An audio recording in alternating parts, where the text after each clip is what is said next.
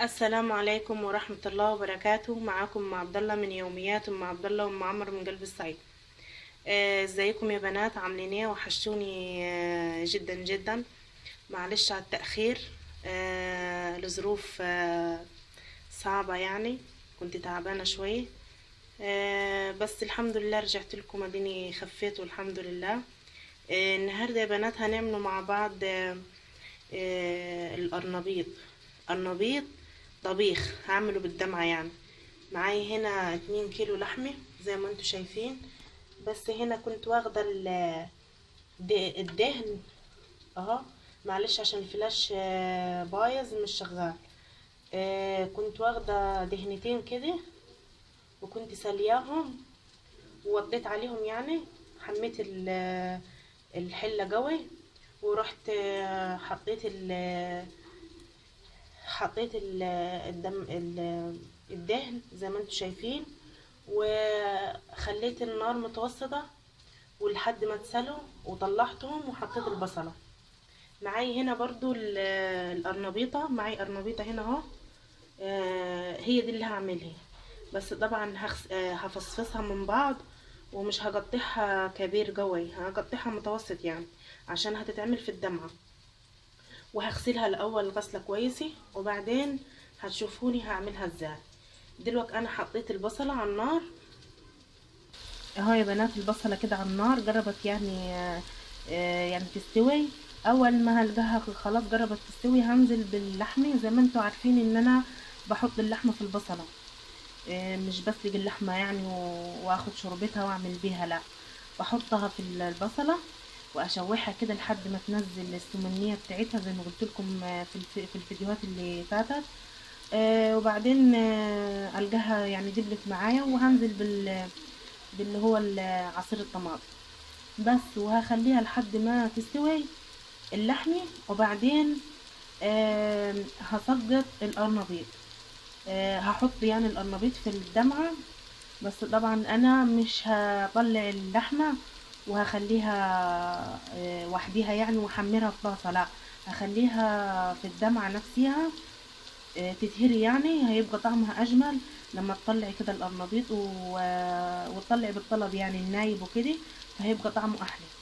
طبعا انا لسه دلوقتي زي ما انتم شايفين البصل هيستوي، وبعدين هنزل باللحمه زي ما شفتوا، زي ما هقول لكم يعني. وان شاء الله باذن الله هتتابعوني وخليكم معايا من اول ما تصفر البصله وتستوي كده. هنزل برضو باللحمه وان شاء الله هرجع لكم تاني عشان ما اطولش عليكم الفيديو.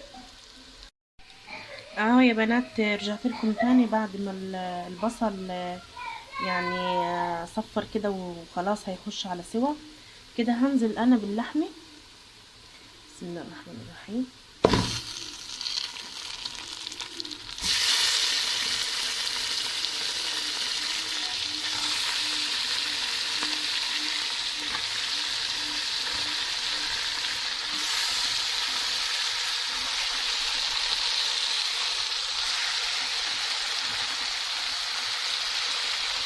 هخليها كده شويه وبعدين اشوحها مع بعض لحد ما لونها يتغير وتنزل السمنيه بتاعتها زي ما قلت لكم.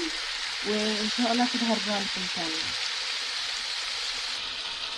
اهو يا بنات اهو، اول ما خليتها كده اللون بتاعها اتغير، يعني قلبتها في بعضيها كده بس، وهسيبها لحد ما زي ما قلت لكم كده اللون بتاعها يتغير كده. وبصوا الميه بتاعتها بتنزل تحت اللحمه، وبعدين شويتين تاني هتلقوا السمنيه بتاعتها يعني، وهتدبل شويه. وهروح انزل الطماطم عليها يعني. وانا قلت لكم قبل كده ان الطريقه دي كويسه والله وممتازه يعني. و... واكيد اللي مجربها يعني هيشكر فيها. هي اللي جربها يعني هيقول لك ان هي حلوه كده يعني. بس بعتذر ان الفلاش مش شغال يعني، هو باظ. بس ان شاء الله هحاول اظبطه يعني. بس كده انا هقفل معاكم، وبعد ما اللحمه تدبل هرجع لكم تاني وانا بنزل الطماطم عليه. ان شاء الله. هاي يا بنات رجعت لكم تاني بعد ما اللحمة يعني جبت شوية ونزلت السمنية، وريحتها يا بنات تحفة والله، مش قادرة اوصف لكم الريحة. بصوا اللي نزلته دي السمنية ده، وطبعا البصل لونه بيجي زي ما انتم شايفين كده بني، وطعمه بيجي فظيع. بصوا الريحة تحفة. كده انا هنزل بالطماطم زي ما قلت لكم، هنزل بالطماطم وارجع لكم تاني. اهو كده نزلت بالطماطم زي ما انتم شايفين اهو.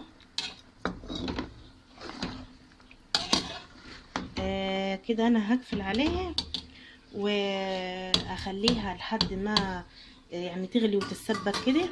هكون حاطه ميه على النار بتغلي في حلي عشان ما ازودهاش بميه ساقعه. دايما يا بنات قلت لكم ما تزودوش اللحمه بميه ساقعه، لا ميه دافي، ميه حامي تغلي عشان ما تاخدش معاكم طياب.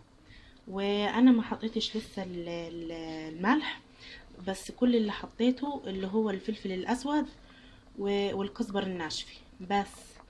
لسه اول ما هتغلي ان شاء الله غلوتين 3 كده هنزل بالمرقه. ممكن تحطي مرقتين، انا بحط مرقتين، ممكن تحطي مرقه انت لو مش حباها قوي في الطبيخ يعني، بس ده اساسي عندنا ان انا لازم احط مرقتين بس. واول ما ان شاء الله كده باذن الله تتسبك وهنزل عليها بالميه الحاميه هوريها لكم برضو. اها يا بنات كده فتحت عليها لقيتها خلاص كده قربت تتسبك. انا هنزل بالمرقتين، ادي مرقه وادي التانية، هقلبها تقلبتين كده اهو، وحاطه الميه على النار تغلي يعني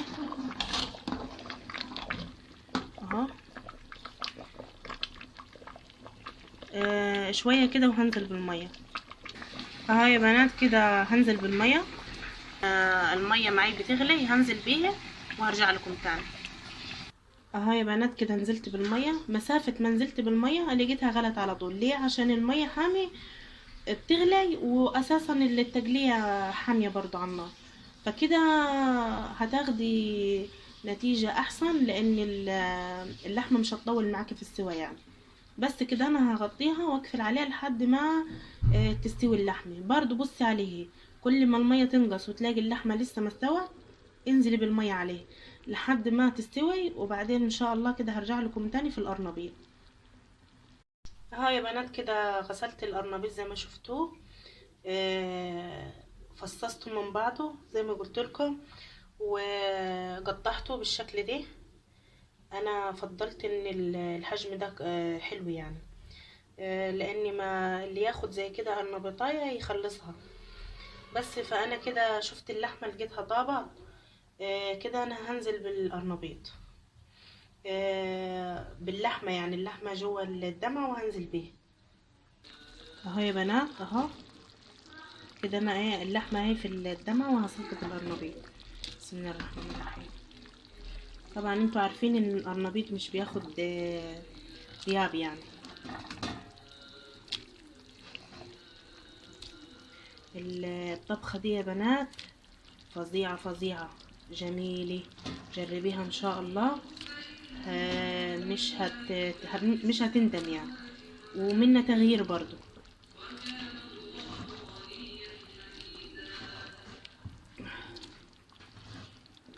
بالشكل ده هي القرنبيطية يا بنات اللي انا وريتها لكم ما خدتهاش كلي ماشي. خدت يعني على قد ما هطبخ يعني، والباقي احطه في التلاجة ان شاء الله كده يعني، وهخليه ابقى اطلعه اعمله قرنبيط مقلي يعني. بس كده انا هقلبهم، واول ما هي ان شاء الله هيطيب هرجع لكم برضو تاني اهو هقلبهم مع.